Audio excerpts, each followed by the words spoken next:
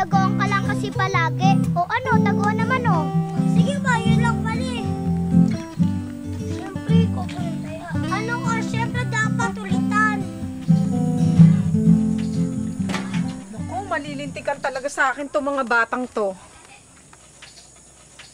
Debbie, Dennis, halika nga kayo rito. Nasasanay na kayong umuwi ng gabi ha. Di ba sabi ko, hanggang alas 5 lang kayo, uwi na kayo? Nabalitaan niyo ba yung nangyari kay Imo? Sinong imo? Basta si Imo yung anak ng dating kapitbahay natin na si Aling Esther. Nay, ano na po nangyari kay imo? Makailang beses kasi siyang pinagbabawalan ng magulang niya na huwag magpapagabi sa labas dahil balita nga na may matandang mapupula yung mata na nangunguha ng bata. Kung sino man mabiktima niya, hindi na makakauwi. Tapos po, ano po nangyari kay imo? Tulad nga ng sinabi ko, hindi na nakabalik si Imo. Hanggang ngayon, hindi pa rin siya nakikita. Uy.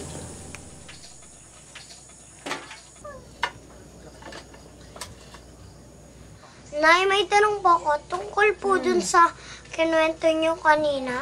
Paano niyo po nalaman ang itsura ng nangunguha ng bata? Kasi nga may nakakita sa kanya, kaya mabilis kumalat yung balita rito. Nay, sino po ba nakakita sa kanya? Kilala po ba natin siya? Wala na siya dito, kaya di natin siya kilala. Anay, sasali po pala ako sa singing contest sa school. Kaso nga lang po, kailangan po nakagaw na Pilipiniana. Alam niyo po ba, Nay? Anak, alam mo naman marami tayong bayaran eh. Wala tayong pambili ng damit na yan. Pangrenta nga, wala eh. Kahit manghiram, Intindi mo naman, kamamatay lang ng tatay mo, wala pang 1 buwan. Kaya kung tintiis muna, wag muna tayong magsaya. Kung di lang namatay ang tatay mo, hindi sana ako nahihirapan ng ganito. Sige, kakausapin ko na lang bukas ang teacher mo. naiintindihan ko po, Nay. Ay, salamat naman. Bukod doon, kailangan din natin rumispeto pa sa patay. Mayroon pang tinatawag na 40 days. Nay, ano po yung 40 days? Yun yung pag namatay, pag-gala-gala yung kaluluwa dito sa lupa. Yun yung tinatawag na 40 days. Di ibig sabihin, Nay, nandito pa rin kaluluwan ni tatay. Ganun nga, pero huwag kayong matakot, tatay nyo naman siya eh.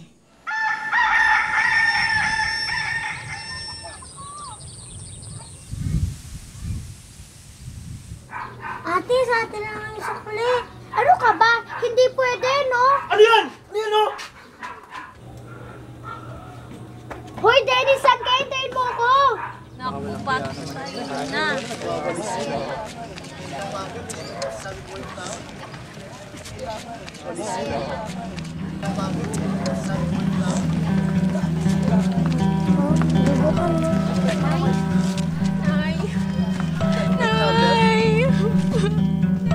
Ano ba yung plaka, pare?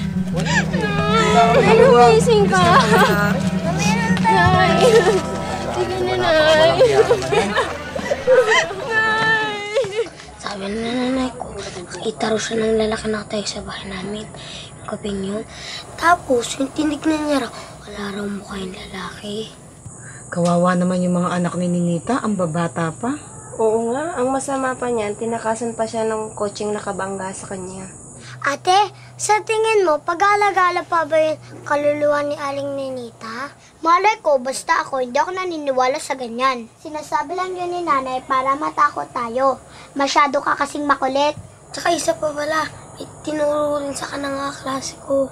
Gusto mo raw makakita ng taong patay na, kumuha ka ng kandila, pagpatak ka ng alastas ng madaling araw, tumapat ka sa salamin.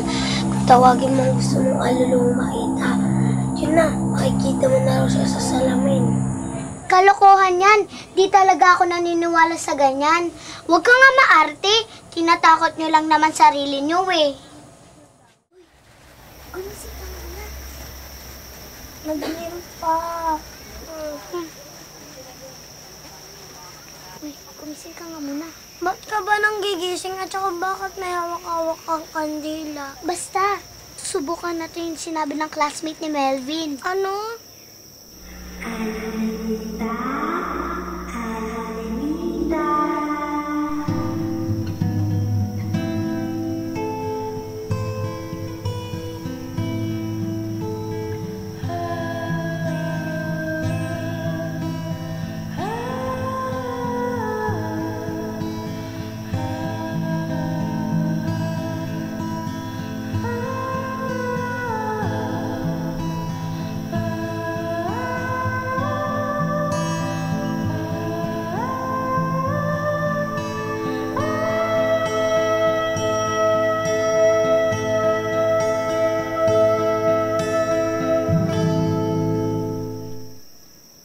Wala naman nangyari. Eh, ikaw lang naman dyan takot na takot. Wala namang multo.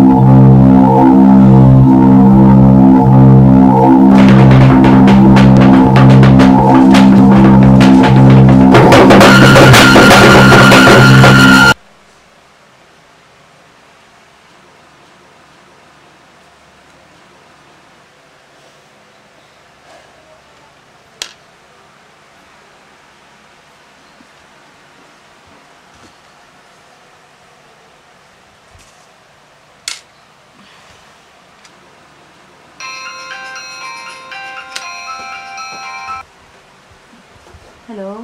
Hello, ate. Oh, Dennis. Patapatawag ka ng ganitong oras. Ate, pakisabi mo na kay mami hindi mo na ako makakauwi. Emergency leave kasi yung nurse na dapat na magbabantay nga sa emergency. Ganun ba? Oo, kinuha ko na rin eh. Sayang, dagdag sahod. Oh, sige, sige. Ay, teka lang pala. May problema ako sa gamot ni nanay. Ano yun? Paubos na kasi eh. Medyo kipitin kasi ako ngayon. Hindi ko pa natatapos tong kantang dapat ko ipasa sa Rovi Records. Okay lang ba kung ikaw muna ang sagot ngayon? Sus, yun lang pala eh. O sige te, ako na bahala doon. O basta yung biling ko ha. Huwag mo kalimutang sabihin kay nanay. Sure, bro. Thank you, Dennis, ha. Bye-bye. O sige te, bye.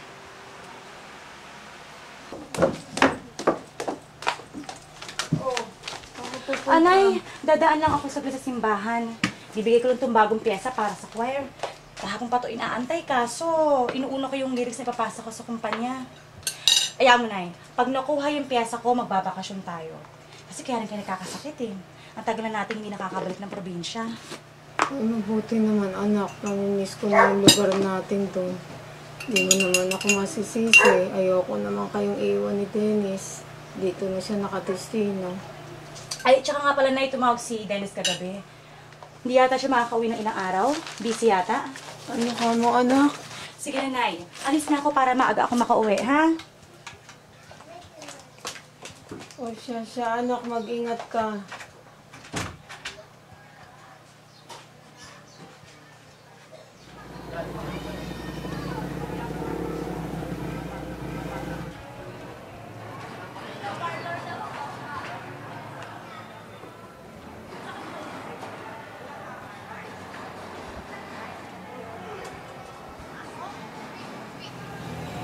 Ate Deb! Uy, Mika! Kamusta? At kailan na kayo nakabalik? Busy ako eh. Andiyan si Father. Tara, puntahan natin siya. Tara.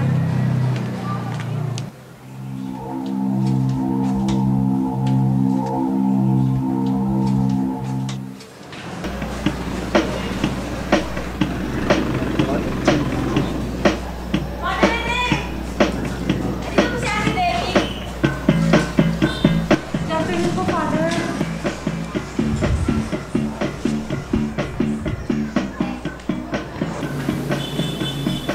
Pasensya na, medyo pagod ako. Kailangan natin mag-exercise paminsan-minsan. Ako, okay lang po yan. Sige, muna kayo sa labas kasi mag-aayos pa ako. Sige po. Ay, tsaka nga pala. Naayos mo na ba? Ay, opo, nandito na po, Father. Mamaya papalamikot ko sa inyo. Sige, thanks God. Sige po.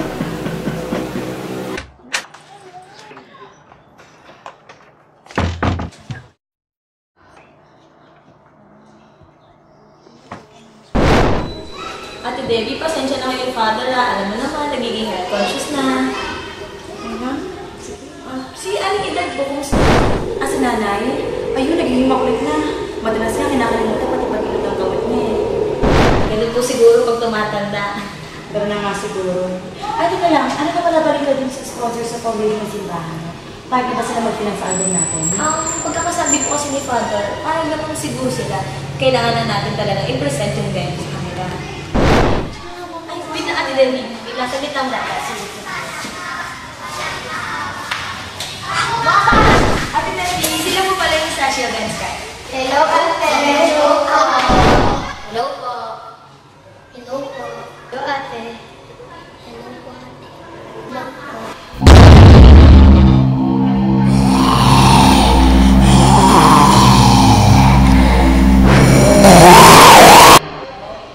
Ate Debbie, okay ka lang?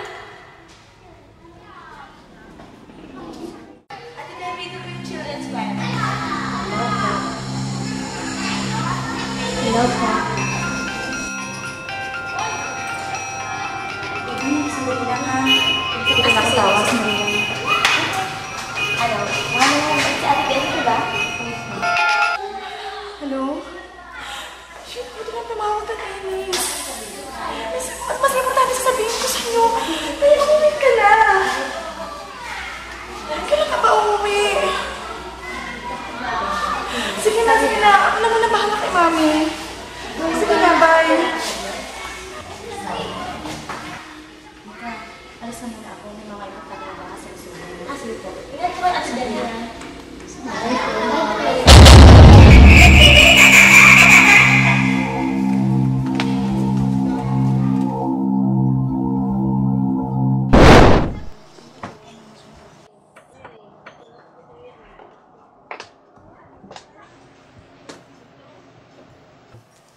Nay? Nay? Ano nangyayari sa inyo?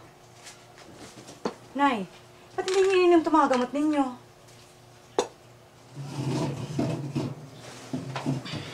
Iniisip ko si Dennis. Ang laki na nagastos niya sa sakit ko. Kuha mo nga ako na isang basong tubig, anak. Dali lang po.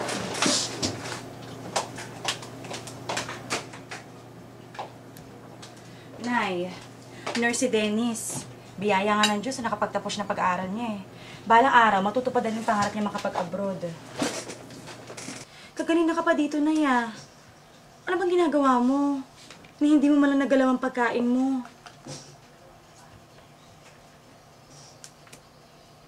Tsaka nga pala, Nay, nalagay na ni Dennis yung pera sa account ko para sa maintenance mo.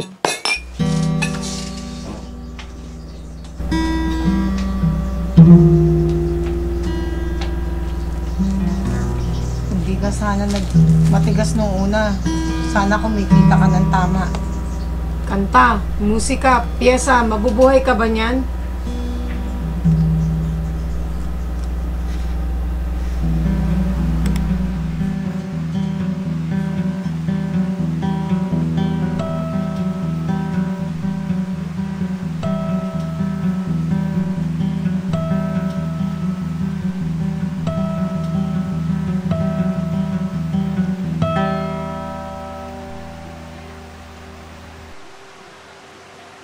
Nandito lang ako, ang tunay mong kaibigan. Nararamdaman mo pa? Nandito lang ako, di ka iiwanan. Nararamdaman mo pa?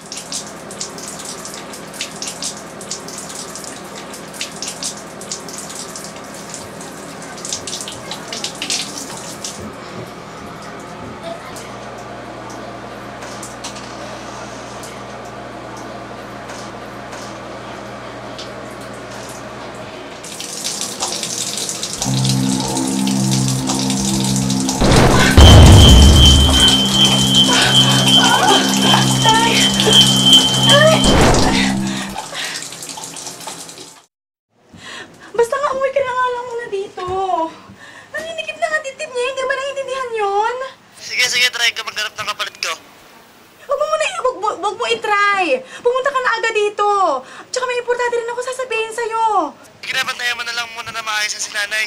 Sige na, bye. Bye.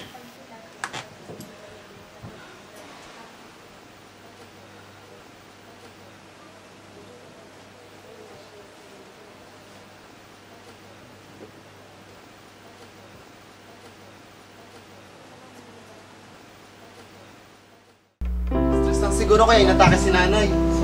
Bakit naman kasi kinukulong yung sarili niya dito sa bahay na to eh? Dennis, Oh,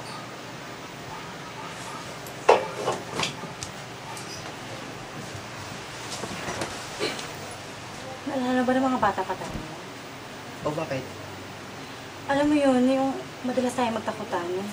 Pati yung mga kwento nakakatakot ni nanay. Oo naman. Bakit? Anong meron doon? Naalala mo ba nung natawag tayo ng kaluluwa sa salamin? Ang hirap i-explain eh. Para magmumukha akong tanga. Pero Dennis, marami ako nararanasan ngayon na hindi ko maipaliwanag. Huwag mo sabihin ko na naman sa mga multo-multo na yan. Sa mga espiritu. And whatsoever. Ganun na nga. Sabi ko na hindi ka rin maniniwala eh. Pero Dennis, intindihin mo naman ako. Matanda na ako para sa mga ganitong klaseng bagay. Mangilang-ilang araw na rin ako binabagabag ng mga nakikita ko. Alam mo ate, epekto lang yung napagsusulong mo sa buhay. Kulang na nga lang, lagyan mo ng padlock yung kwarto mo para maging preso ka na dyan. Kasama na yung mga instrumento mong yan. At isa pa, bakit kasi lagi ka na nakatutok yun sa paggawa mo ng kanta. Hindi na nga ate kata nakikita may boyfriend eh.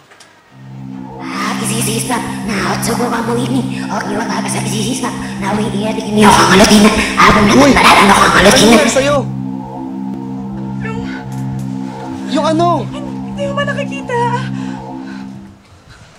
Alam mo ate, this is not good. Mabuti pa sumama ka sa akin bukas. I-refer kita sa kakilala kong doktora, si Doktora Emma, isa sang psychiatrist. Alam mo matutulungan ka niya.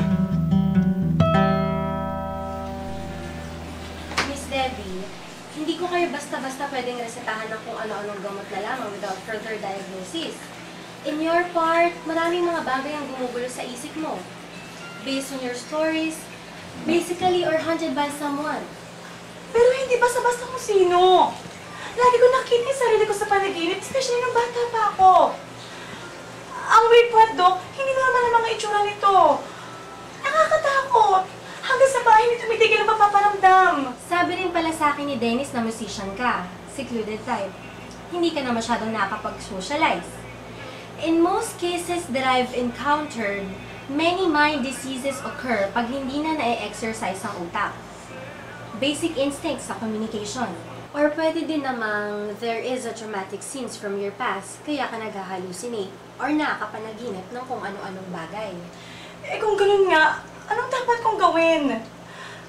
Because you have to finish everything. Yung piyesa ko.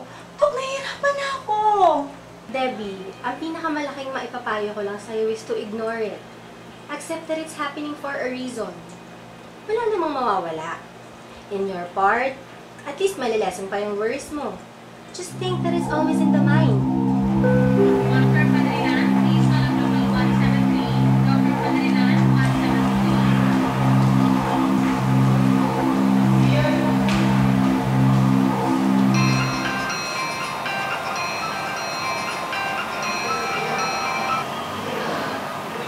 Hello? Okay naman. Ano, ikaw naman na bahala kay Mami? Nag-text ka sa akin ngayon yung simbahan. Pupunta daw yung music company maya-maya. Kailangan may maipresenta na akong kanta. Sige, salamat ha. Sige, bye. Hindi pa tapos yung buong song. Pero sinisigurado ko kung matatapos ko ito at kung lahat. Well then, let's see it.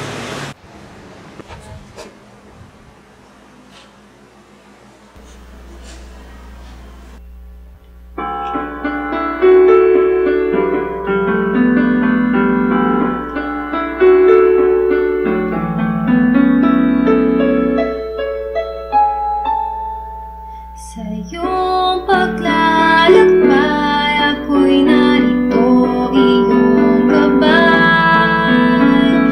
Kahit anong dumating sa ating buhay. Alam ko talagang mali kung ipapasa ko pa rin itong kantang di naman ako ang tumapos.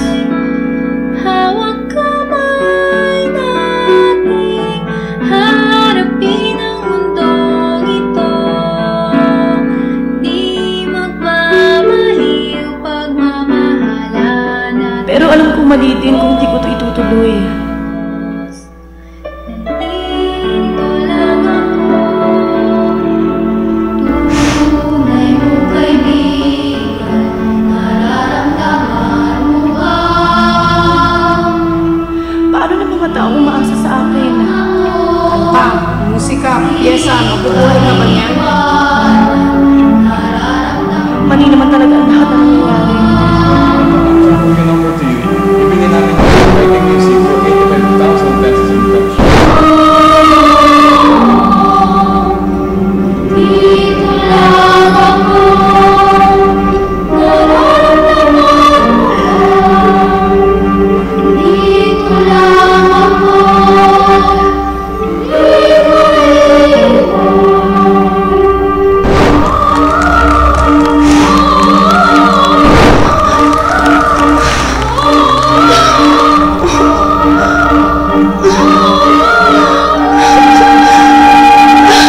Pero pinakamalaking pagkakamali sa lahat ko, isusuko ko to. Matatapos din to.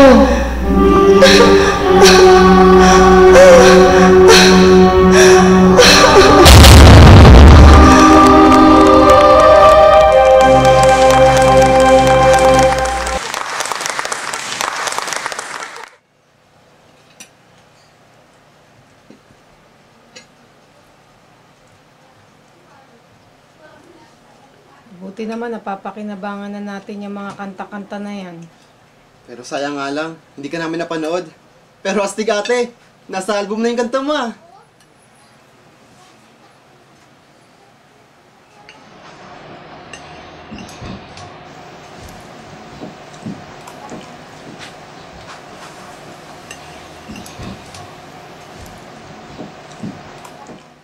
Ate?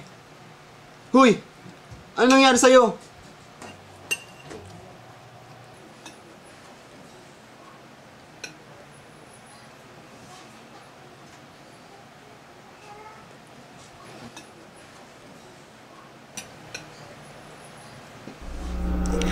Aling Nenita,